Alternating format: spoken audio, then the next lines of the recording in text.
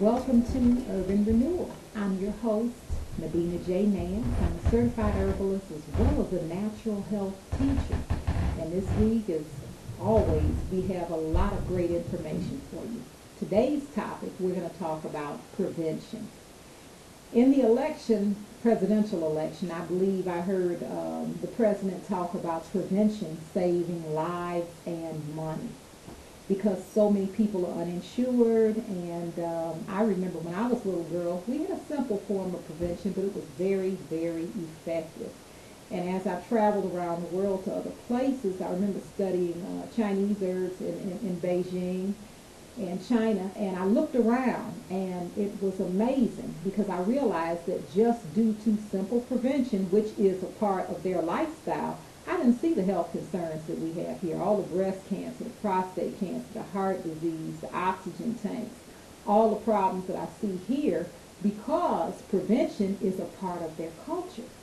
And I think I snuck up on the Asian professor after one of the courses, and I said, well, you know, black people in America and a lot of other communities and cultures, but you know, that's the one I grew up in, we did prevention. So in America, we had prevention too. And he said, okay. And I told him about the cod liver oil, which a lot of you all might have been raised with, castor oil, which was done on occasion to kind of clean you out. The castor oil was, you know, like a regular builder.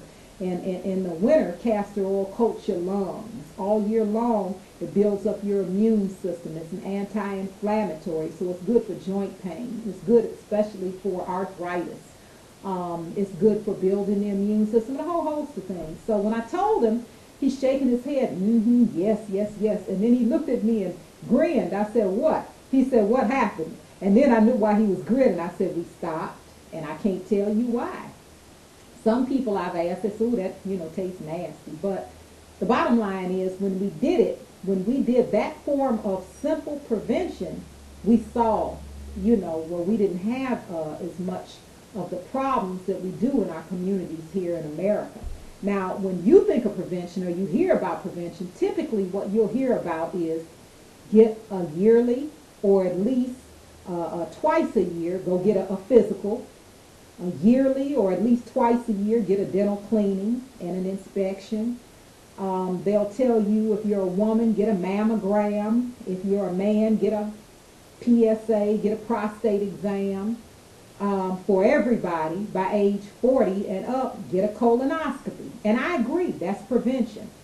If you don't have your body checked out, then you can't see what's going on. Today, prior to doing the show, my producer was telling me about how he takes his children regularly to get them checked out. And I was thinking of a niece that we just lost, 34 years old. She had a seizure, a blood clot, died shortly thereafter. And her husband had just gotten home from Iraq, and she had 5 children, from teenagers on down to babies, and she was pregnant at the time. So it is imperative, I agree, that going for checkups, and there are reasons why people don't get checkups. You hear some people say, I don't like the doctor, it's just bad news. That's not a good reason people go get checked out. Then you have a lot of people who don't have coverage.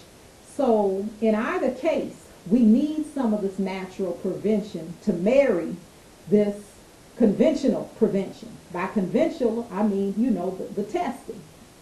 Ladies, the mammograms might be controversial, but there are a lot of different ways to get your breast examined. And I don't mean just self-exam. Go online. There are a lot of things you can do, but do get your breast exams. Men, do get your prostate exams, because early detection can save lives. Now, with that said, there's other prevention that we're not even talking about. I'm going to give you a simple one. Ladies, did you know that when you start your cycle, and that age is getting younger and younger, from the time you start your cycle, you lose approximately 40% of your calcium once a month. Because that blood that comes out isn't ordinary blood. That's blood that's meant, if it was fertilized, to nourish a fetus in the uterus to, you know, the fruition of a baby. So you're losing a lot of iron, you're losing a lot of calcium.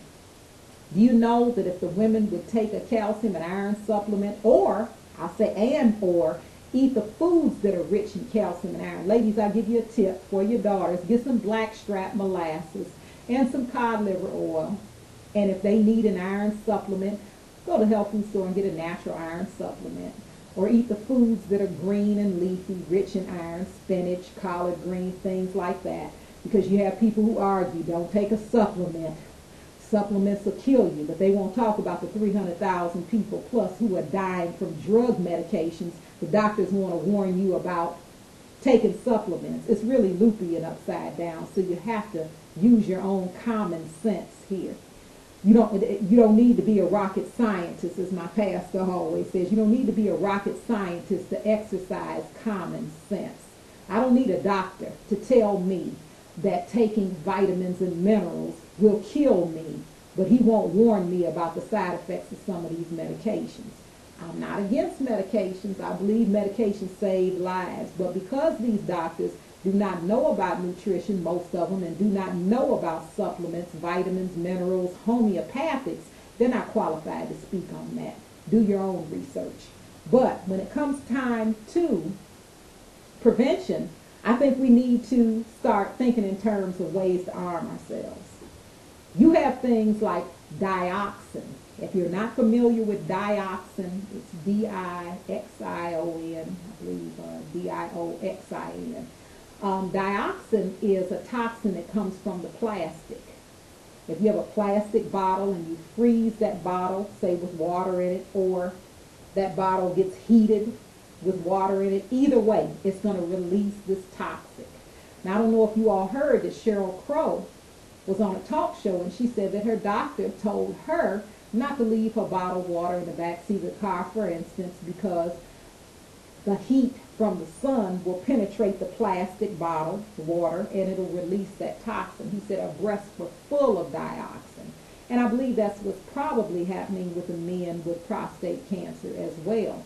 So we need to think in terms of prevention. Think of how much money and how much time and energy you will save if you just get a water filter.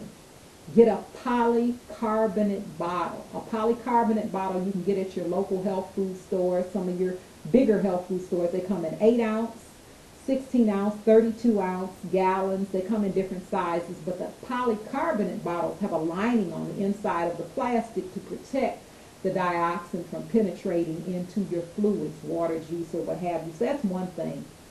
Another thing, did you see the First Lady out there who can afford to go buy fruits and vegetables and herbs, but did you notice that she dug up an herb and a vegetable garden? I think that she was trying to lead by example and tell us, get you some pots.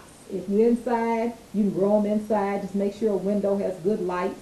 If you got a little piece of, dirt somewhere, dig it up, condition it with some good soil and mulch and everything else. And I'll give you a good tip in order to keep the pests off your fruits and vegetables, because that's another